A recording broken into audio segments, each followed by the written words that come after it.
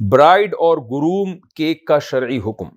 یہاں اکثر شادیوں میں کھانے کے بعد برائڈ اور گروم کیک کاٹا جاتا ہے، دولہا دلہن کیک کی نئی قسم آئی ہے جسے دولہا اور دلہن ایک دوسرے کے منہ میں ڈالتے ہیں. کیا یہ کیک کاٹنا جائز ہے یا نہیں؟ سعید عبد القادر، افغانستان.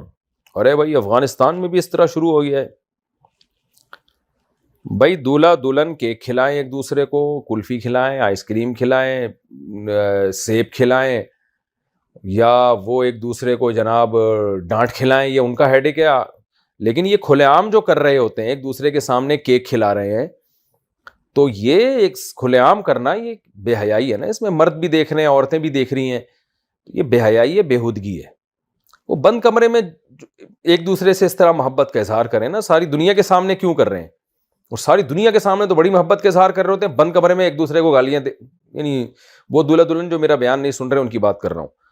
تو نکاح کو سادہ کریں اور یہ رسومات ترک کر دینی چاہیے.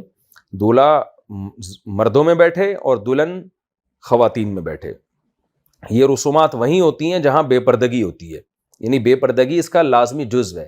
دولہا دلہن اگر لوگوں کے سامنے مثال کے طور پر سب مرد ہیں تو یہاں دلہن کیا کر رہی ہے، اور اگر سب خواتین ہیں تو ان زنانیوں میں دولہا کیا کر رہا ہے یہاں پہ؟ تو یہ حیا کے خلاف چیز ہے، اس لیے ان رسومات کو ختم کر دینا چاہیے.